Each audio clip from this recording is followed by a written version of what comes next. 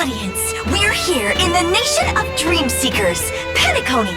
An epic showdown that crosses time and space will debut here, with dreams as the prize. The first Penaconian Holy Grail War is about to begin.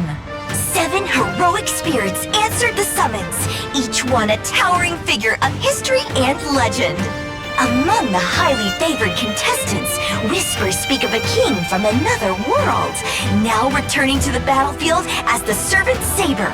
Renowned for cleaving through enemies and felling formidable adversaries, will her sacred sword once again claim victory in her name?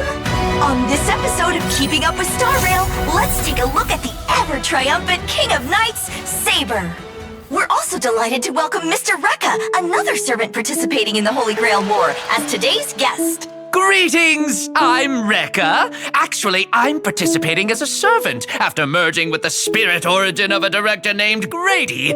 Saber is a wind character on the path of destruction. She's a peerless swordmaster who fights with a blade that is near invisible.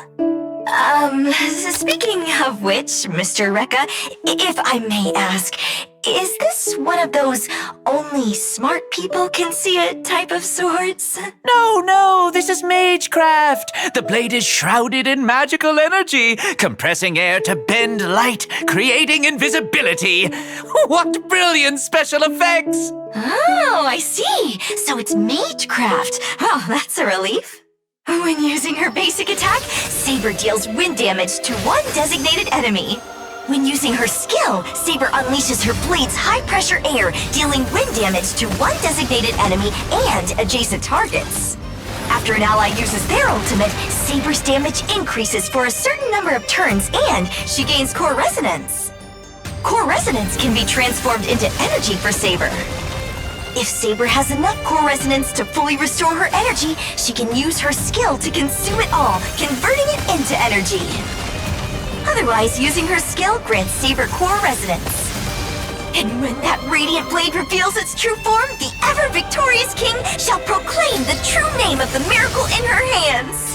When using her ultimate, Saber deals wind damage to all enemies, accompanied by multiple additional hits that bounce and deal damage to one random enemy.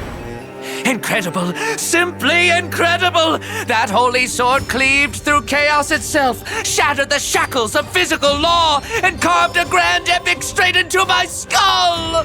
On top of wielding that 40-meter-long sword, unlocking specific traces allows Saber to instantly regenerate energy at the start of combat, if her energy is below a certain threshold.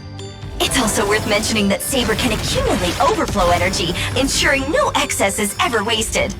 After using her ultimate, Saber's next basic attack is enhanced, dealing wind damage to all enemies. She also gains core resonance. Sharp, stylish, ruthless, and precise. This is top-tier action choreography. To miss even a frame is to commit a cinematic sin. When using her enhanced basic attack, if there are no more than 2 enemy targets, Saber deals increased damage. After unlocking specific traces, Saber gains Mana Burst at the start of combat and when using her enhanced basic attack. If Saber's core resonance is enough to fully regenerate her energy, she consumes Mana Burst to immediately take action and recovers 1 skill point for allies. This makes Saber's combat flow much smoother. Once the conditions are met, she can immediately take action, use her skill to fully regenerate energy, and seamlessly follow with her ultimate. After using her technique to enter combat, Saber gains additional core resonance and receives an attack increase for several turns. So let's sum it up. Miss Saber can deal single target and AoE damage, with her ultimate being her main damage source. Whenever an ally uses an ultimate or Saber uses any attack other than a basic attack, she gains core resonance. If Saber's current core resonance is enough to fully recover her energy, she can use her skill to convert all of it into energy, and then unleash Excalibur, wiping out the enemies in one powerful burst.